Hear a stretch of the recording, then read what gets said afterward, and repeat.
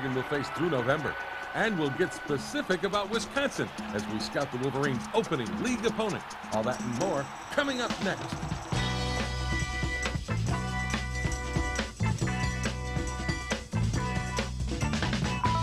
Michigan Replay with Lloyd Carr is brought to you in part by Pepsi. It's the Cola.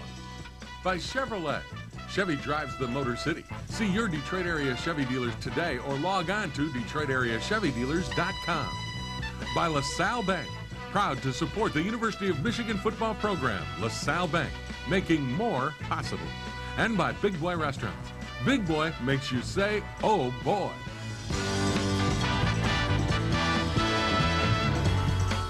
Hello, everybody, and welcome to Michigan Replay. The Wolverines back on the winning track, a big 55-0 victory over Eastern Michigan Saturday at Michigan Stadium. And Lloyd, you got to be pleased with the way this team bounced back.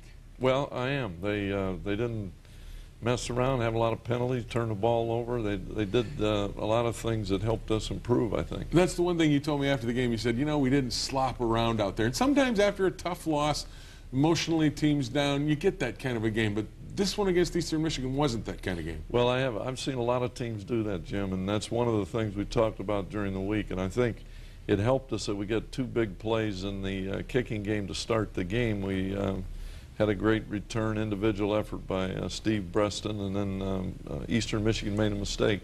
But I think getting off to a fast start was big as well. The one thing Eastern Michigan couldn't afford was mistakes or plays in the kicking game against them, and that's exactly what happened. Here, their first punt to Steve Breston. Well, our defense held a good field position, and we had worked hard about trying to keep the ball from rolling passes. We had a great block there from Morgan Trent, and a lot of guys hustling around. This was our first defense. Lamar Woodley comes back, and we get the ball down on the 10-yard line to start our first offensive series. And you go with Max Martin as your starting tailback for the injured Mike Hart. Max had a great week of practice, and Fred Jackson wanted to see how the competition went last week. And Max showed he's always run hard, and he's got wonderful speed, and he came up with a big game. He sure did, and there's the touchdown. That makes it 7-0 and just 2 minutes gone. Well, he followed Adam Krause, who we moved from center to right guard there to replace Matt Lentz, and Adam pulled up through the hole and knocked a hole in it and gave us a touchdown. And here's Eastern's next big mistake in their next possession. Well, Prescott Burgess hustling, and sometimes a kicker has time to pick a ball up and get rid of it, but Prescott made the tackle, and now we got the ball again in the red zone in the second series of the game. Max makes a good cut there for good yardage down inside the 10. Another good cut here, and he gets in. Well, Mark Beal had a good block in the nose guard, and Max made a good cut back behind the nose guard. We got the backside linebacker cut off, and that's the way you want to start a game, Jim. 14-0, and the spread offense didn't bother the defense much here. You got a sack. Well, I think Alan Branch had good pressure there, and missed the tackle, but Lamar hustling came up with a sack, and now we're going to get the ball back again. And this is where Chad Henne does a good job getting the ball to Steve Breston. Well, Steve makes a very, very good individual play there, fighting hard for a first down, and Breston had a good day. Then you go to Jason Avant for a touchdown. Well, Jim, we got a young freshman in there, Alex Mitchell, who got an opportunity to play a lot of football today. He missed a protection there, and Chad Henne took a shot right to the head, but stood in there and made a good throw for the touchdown. At that point, 21-0, and here's that spread shovel pass. Sometimes hurts you, and this defense kind of was up on that. Well, they want you to run outside with the quarterback. Lamar Woodley stayed home, made a good play. And then you go again to the air to Avant for another score. Well, great field position and a good protection that time. Jason's going to get open if we got time, and Chad makes an excellent throw. Still the first quarter at 28-0. Now you go to the second quarter and you get your freshman Kevin Grady in the game. Well, we get some young guys out there. Adam Stenovich is making a good block there. We're running the ball. We did a good job possessing the football, and here on a long yardage situation, Chad scrambles out, makes a good play for a first down. And he ran hard. Well, he's 220 pounds, and the thing you like to have a quarterback do is sense when there's space there and take it. And, Kevin Grady gets a good block from Leo Hennigy here, makes a good cut, and another first down. I thought we mixed it up well, and here down inside the red zone, Chad has plenty of time to throw there. He missed Brian initially. He was open in the flat, but he comes back, and Brian Thompson, who's doing a heck of a job in a lot of areas in this football team, gets a touchdown. At that point, it was 35-0, and then Bonet, their quarterback, throws an interception to Morgan Trent. Well, Morgan has did some very good things a week ago. He's one of those guys that gets better every day. And Max Martin again. Here shows speed getting outside. Well, he can run, and you know, I think his experience today, he's going to come out of this game with a lot of confidence, Jim, and that's going to help us. Good to see Chad Henne back on target. Well, he threw the ball well, and of course the slant pattern, Jason Avon is fearless in there and made a catch with a guy right in his face. Good throw to the flat to Mike Massey. Well, Mike Massey with Tim Massaquoi out is playing a lot more than a normal redshirt freshman would play, and he gets better every day. The drive stalls, but you get the field goal from Garrett Rivas to go up 38-0, and that's the score at halftime. Yes, it is. Big first half for you. Well, I think, Jim, you know, the good news for us is we wanted to go in there and win the game, obviously, but we wanted to do it in a way that we could improve some of the things. We were not careless with the football, which we have been in the two opening games. We cut back on penalties. We did some very good things in there. So I'm pleased because I think we're going into the Big Ten Conference feeling good about ourselves. All right. When we come back, we will take a look at the second half highlights. Before we do, we hear from Steve Breston, who says his punt return opening that game really set the tone. Nah, I didn't get everything started. Everything started in practice. You know, everybody was working hard. Came off a tough loss, and I think everybody was just focused and just ready to get out here and get another win.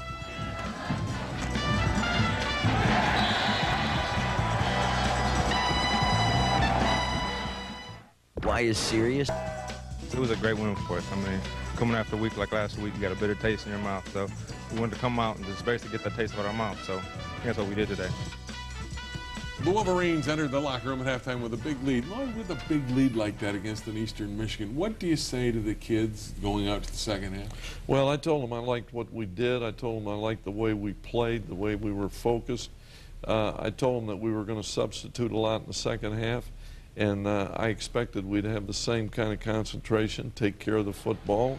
The guys that were going to get an opportunity to play, it was important for them to come out feeling like they've improved. And Carl Tabb, a guy that's been around here a long time, he's a fourth-year senior, done a lot of things to help our program, and comes out with a big return that gives us the ball near the 40-yard line. And you go with Matt Gutierrez to open the second half. Well, Matt got an opportunity to play almost all of the second half, and I thought he did some very good things. He threw the ball accurately, and here makes a play to Mario Manningham, a young freshman who got a lot of playing time and should gain a lot of confidence as well.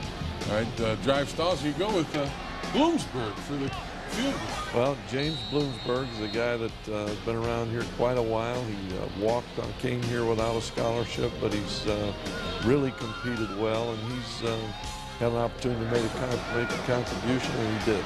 At that point, it's 41-0. Defense continues to play well. Pierre Woods makes a play. Well, Alan Branch again knocked off good penetration, knocked off the backside pulling guard, and Pierre was free there to make a play. Good block here by Brian Thompson, and running the football. We're getting some young guys in that offensive line, some good experience. And here's the fourth quarter. You go back to Manningham, and look at this. Breaks a loose, makes a guy miss there. He's going to be an exciting football player. And how about this guy for excitement? Antonio Bass, freshman out of Jackson. Well, Antonio has missed some practice. He missed some opportunities to play in the first couple of games, but right there makes two guys miss. He's going to be another guy that can do something when he gets the football in his hands. He can run, he's tough, he plays without the ball.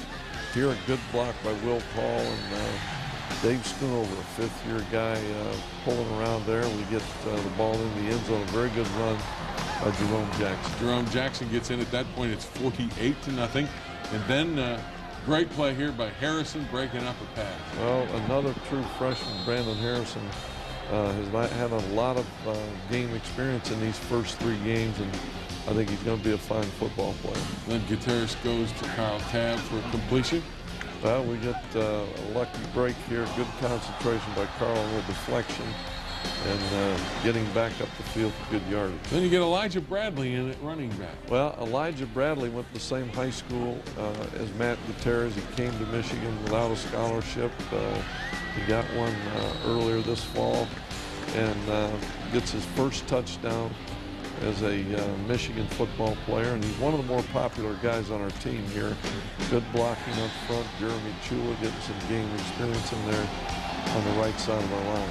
55-0 is the final. Bradley's not that big, but boy, he sure, everybody loved it when he got in the end zone. Well, Jim, you know, he's a change of pace guy. He isn't very big, but he's tough, and he's got good quickness, got good hands, and he can play a role on our football team. Coming out of this game, Eastern Michigan was overmanned. Let's face it, you guys put them away pretty quickly. What did you get from a standpoint of the experience for players to get you ready for the Big Ten? Well, I think that's the big thing. We had a lot of freshmen that got to play. They got to come to the line of scrimmage, and plays are getting checked, and they're going to go through all the things from a mental standpoint. We were very good about, again, penalties and taking care of the football. So I think every time you step on the football field as a young player, you gain some confidence. And I think that's the biggest thing we'll come out of this game with. And the defense, which against Northern Illinois just 2 short weeks ago, everybody was worried about you throw a shutout this week. Well, I think our defense got better today. I think they did a good job assignment-wise, and I think they played well together. No big plays again, which is a great sign. And now we're going to be challenged a lot more. There's no question about that. But you take it one step at a time, and I think this was a good step for us. Well, the challenge comes up next week, and we will be back in a minute with a preview of the Big Ten season. But before we do that, we talked to Max Martin and Elijah Bradley about telling us it was their turn to step up. It feels good when you play running back. You get out there and run the ball. It definitely feels good. So I'm happy with it. I'm not really happy with what I did. I feel I can do better, but I'm glad I had the opportunity. You just never know when it's going to be your time, and your opportunity. And just like you said, I wasn't going to be denied. It felt real great because I haven't had a touchdown. I haven't been in the end zone, since high school. So, man, when I got the rock, I was thinking nothing but get in the zone. Don't be denied.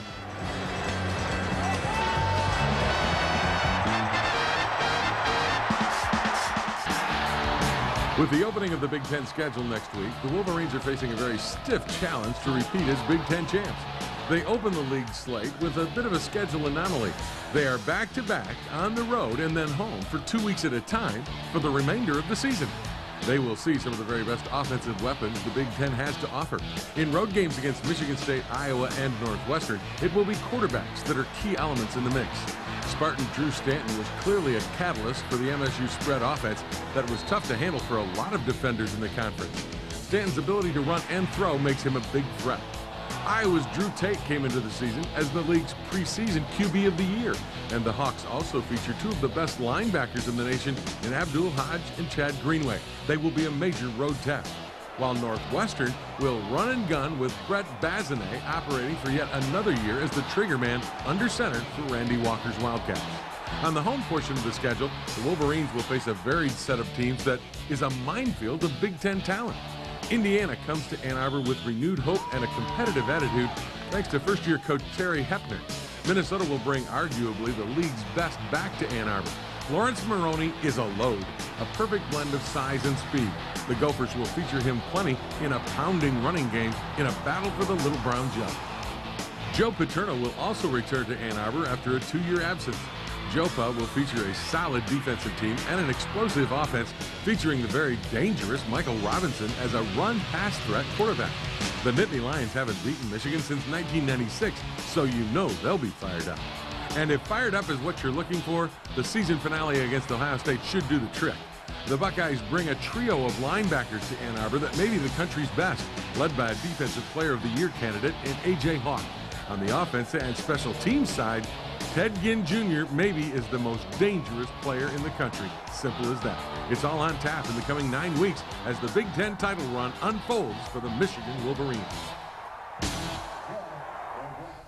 Well, that is quite a look at the teams you have to play. Now, we left Wisconsin off because we've got a scouting report on Wisconsin alone. I'm glad you didn't forget that. We didn't forget that. We would never do that to you. Lipson is right on the ball. He is, isn't he? He's Brian Hartley. Brian Hartley, he's the guy.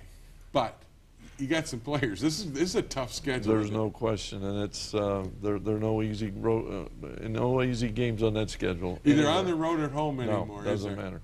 The big question is, though, and this always is the way the Big Ten does, when you don't play two teams.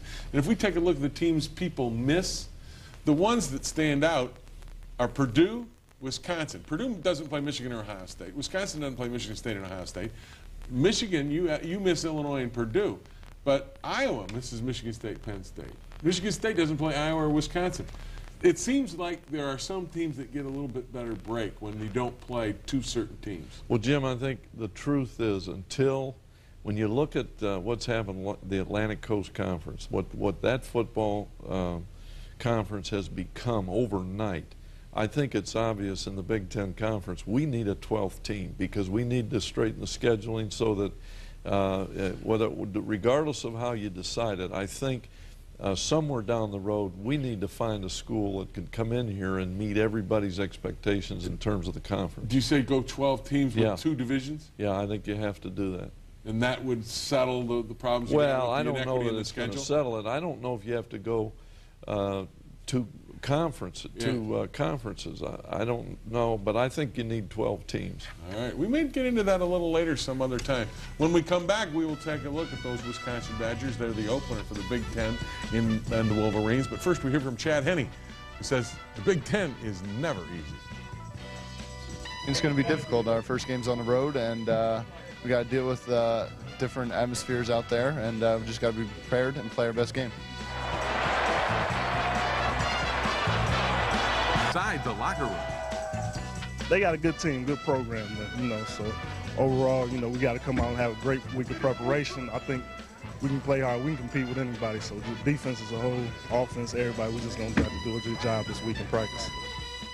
Well, that's the whole key. You got to go out and do your job in practice so you can do it in a game. And against Wisconsin, which is Michigan's Big Ten opener at Camp Randall, they are a good football team. And, Coach, Barry Alvarez, a good buddy of yours, is last year coaching. I like him. I like the job he's done. I think he's been great for college football, the Big Ten Conference.